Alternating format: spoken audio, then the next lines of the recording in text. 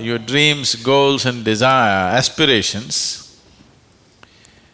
it's good that you spend little more time on it and see, will this really mean something to you even after 25 years, 50 years? If you're in your deathbed, will it still mean something to you?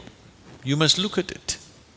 Whatever you're aspiring for, whatever you're dreaming of, whatever goals you have set, will it really mean something? Because most of these goals are traps. They're just traps. You get in, it's only one-way street, you can't turn back. I want you to look at this, because many of them are older than you. You ask them what they dreamed of at 18, they're fortunate it didn't come true.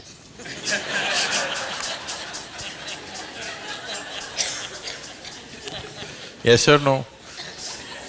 If everything that you desired and dreamed came true in your life, could you live with it? Fortunately, many of those things got filtered and never came true, isn't it?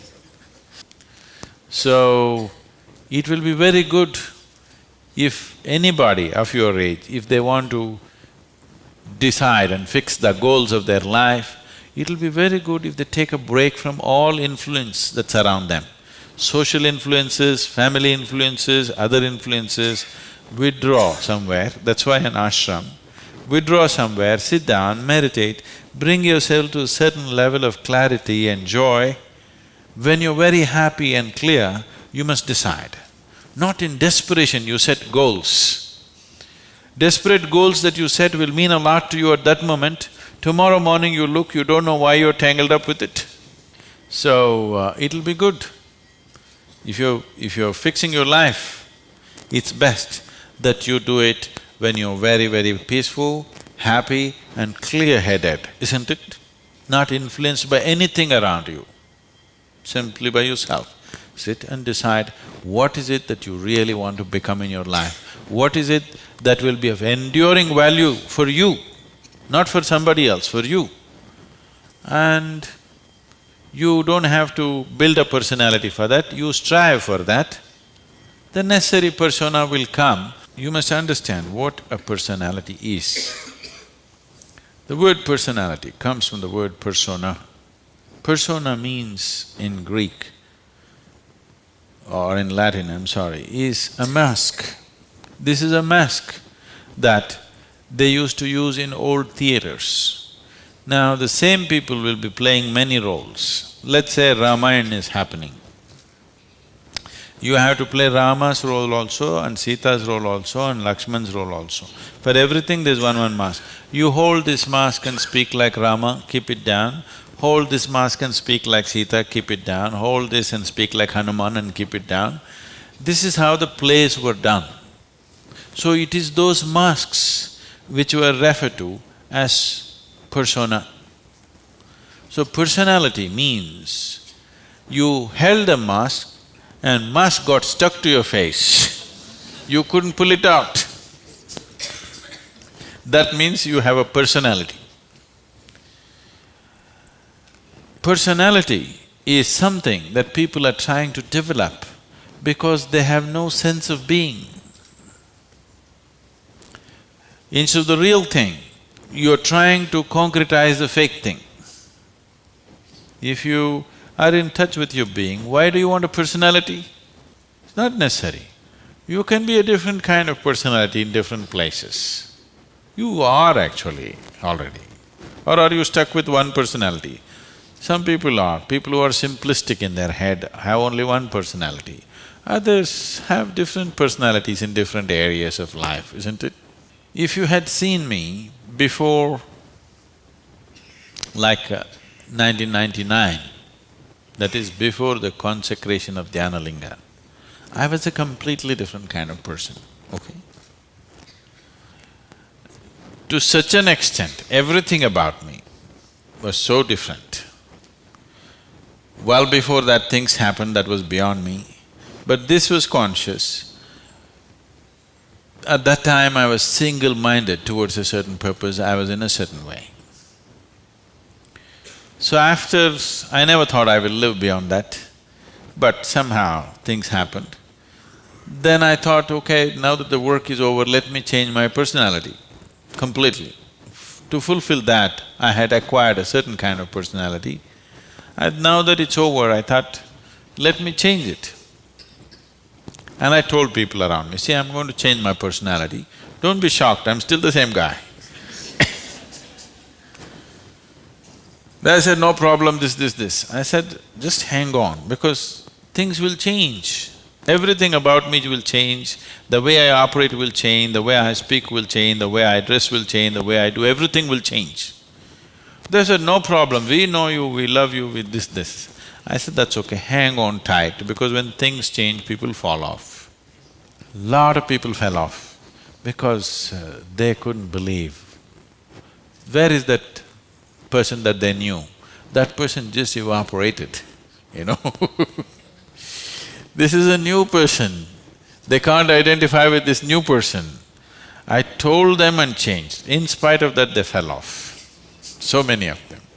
So many of them who were very dear to me and very close to me, they fell away because I changed so dramatically. And I told them I'm going to change because one phase of work is over, now it's time to change my personality. The way I look, the way I dress, the way I speak, the very way I am, everything about me. I even changed what food I like. I changed my personality, so I thought I'll change my food also. So personality is something that you have taken on, but you have become so unconscious about it that you think it's for real.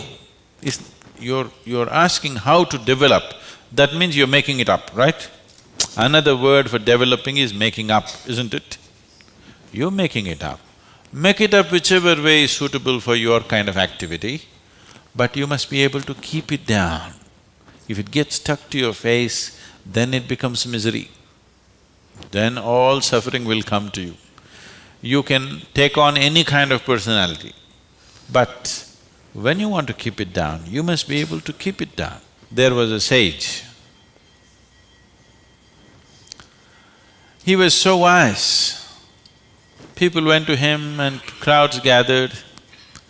Then the king went to him and the king saw such a wise man should be in his court.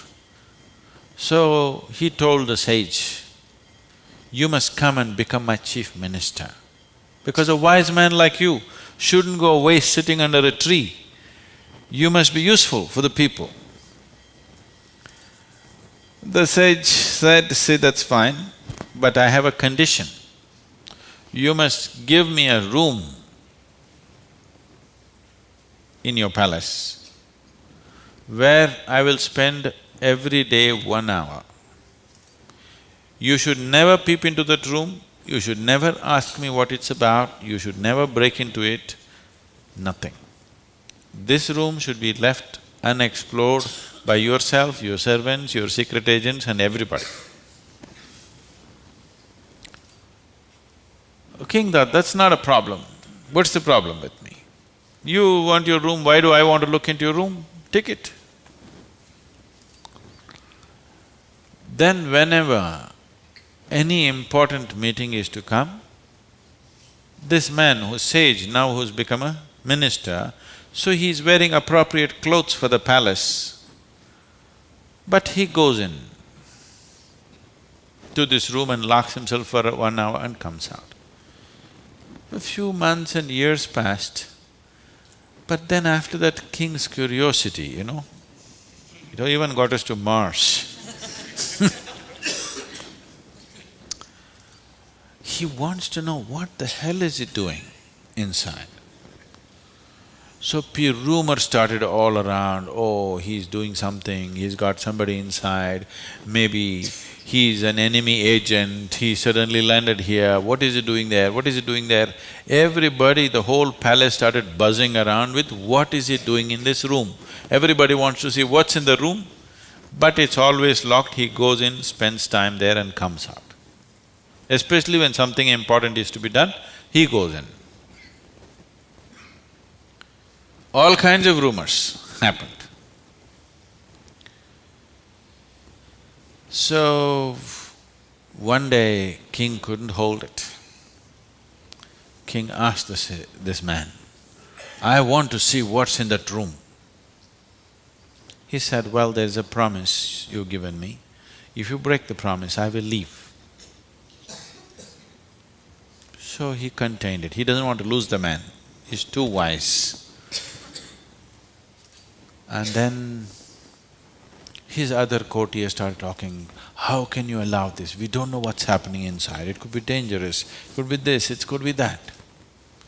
One day when he was not there, they broke open the door and went inside. They looked around, the room is empty, no furniture, no nothing, just empty room. They looked, nothing. Then what does he do here? Then in one corner they saw very, worn out clothing hanging there and a begging bowl. They went. They couldn't make out what this is. Then he came in. He said, "Well, you wanted to see, you have seen." The king asked, "What do you do here?" He said, "Whenever I want to make any important decision, I come here, wear my worn-out clothes and sit with a begging bowl.